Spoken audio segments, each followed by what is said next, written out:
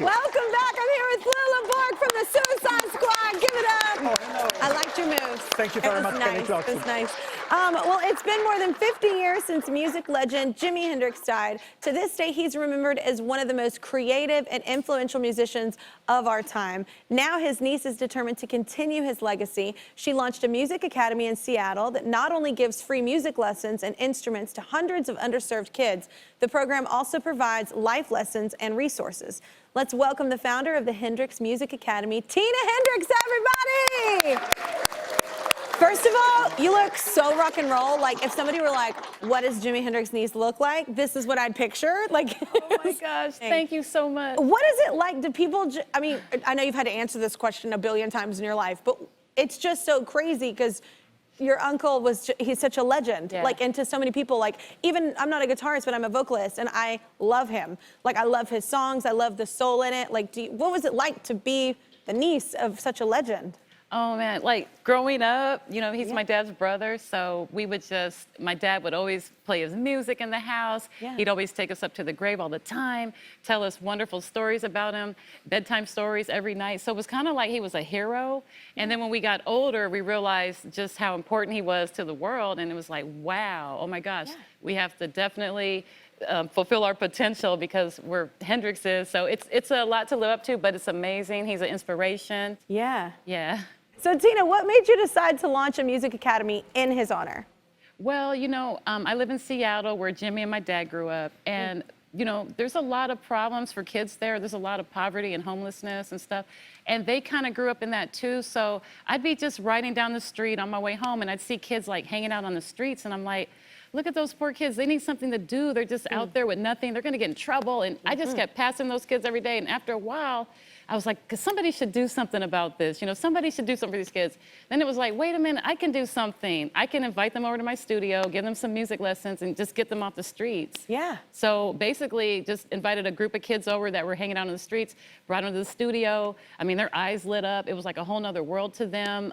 They started writing music, recording, and then they started bringing their friends. It got really big, so I got my friends' help. I said, look, guys, this is getting big. I got so many kids here, I need help. So my friends and some Jimmy fans said, you know, we should organize this into a charity. And so I said, yeah. So we organized it into a charity to make sure we could keep helping kids and keep expanding our program. So yeah, that's pretty much how it started. What a beautiful way to start it though. Like, I think we do that a lot. We're like, oh man, somebody should do something about that. And it's like, well, I could be that somebody to do that. And then how it started so organically is such a small group, and then it's become this big thing that's really making a huge impact in the community. That's a beautiful thing to be a part of. So can you tell us what the program looks like today? It's obviously evolved.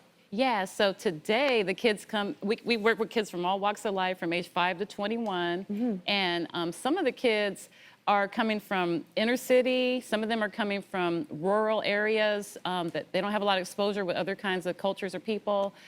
So we open our doors to everybody that wants to be involved with the community and music. And so we started out with just a band and rock and roll, and then we expanded. We added a hip hop program, we added a music production and an orchestra. So I play violin, so I teach orchestra.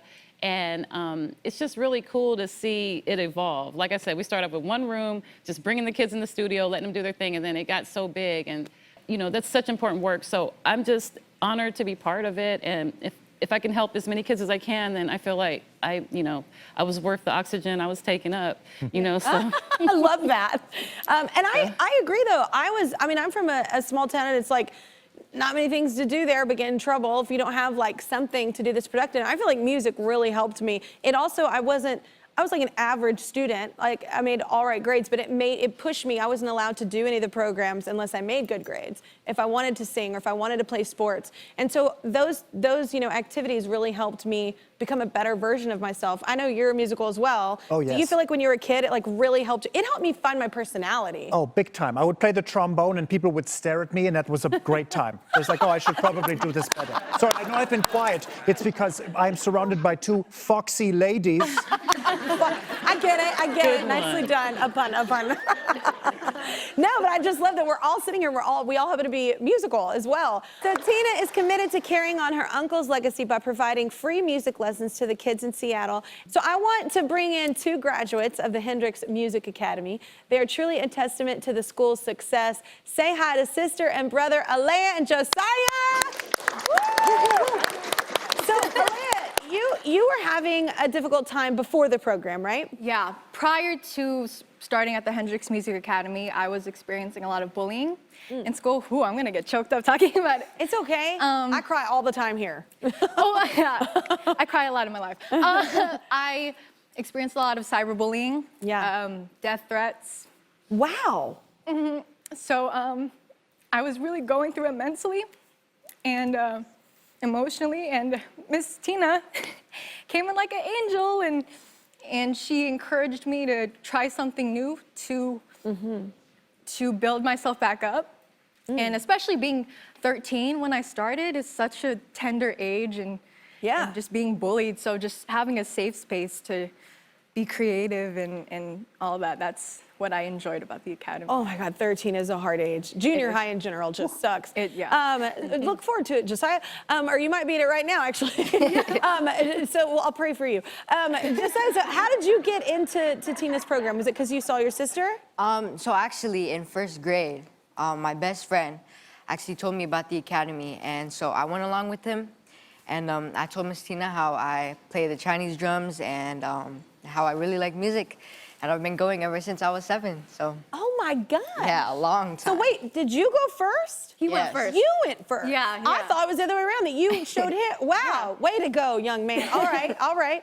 So how did you make it into Tina's program? Like, what did you, what was for the thing? me, since he started first, we kind of developed a friendship, me and Miss Tina, and so she knew everything that was going on in my life, and I was literally so mentally distraught, and she felt that, so she encouraged me to come and just join, and she recruited me to try to find a new passion to help me get out of the funk that I was in, and then I started playing the drums, and then she taught me ukulele, and then I moved on to the guitar, so it was really something new for me, and I loved it. Wow. And unfortunately, it is so sad how many times I've heard this story from girls your age. Yeah. Like, cyberbullying is such a big thing. Yes. And this all wasn't around whenever I was your age, you know, and it was already hard enough. Jeez. But so Tina, how have you seen Josiah and Elea transform through the program? Oh my gosh, like they're superstars. They're rock stars. They're like the inspiration to the other kids. I mean, they took the program to the max. Like, they got their lessons, they got their skills up. They already had natural, amazing ability, natural talent all the way around,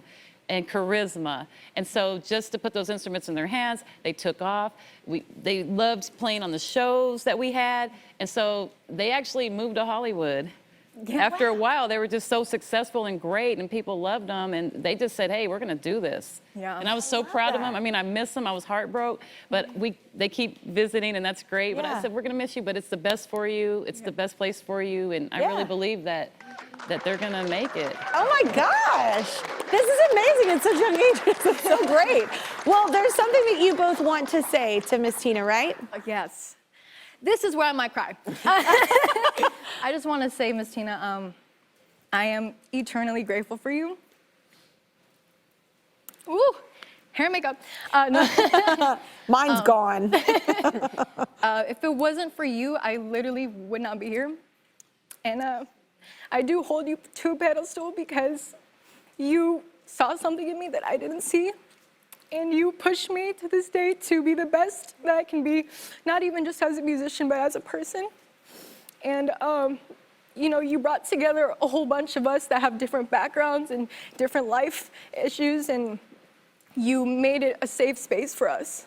And I'm forever grateful. And on behalf of myself and Seattle and my peers and Jimi Hendrix fans all around the world, I thank you so much for everything you're doing in his name. I love you, sweetie. Love you too. I love you. It's a beautiful thing. Josiah, what do you want to say? I just want to thank you for, boosting my drumming skills, making me a better person, and every Thanksgiving we would pack up lunches for the homeless, and that really taught us a lot. So I just want to thank you for making me a better person. You too, Josiah. Thank you for keeping it rocking all the time, both of you. Thank you. Well, I have something cool to share. Pandora, the popular music and podcast streaming app, heard about all the great work that you're doing, and they want to help. So they're going to donate $5,000 to the Hendrix Music Academy.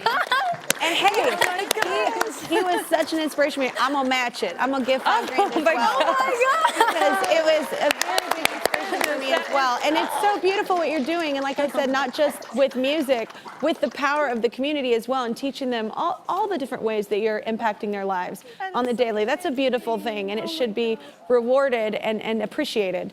Yep, I'm still here, just waiting for you to subscribe. If you don't, I'll be trapped in this box forever. Ah.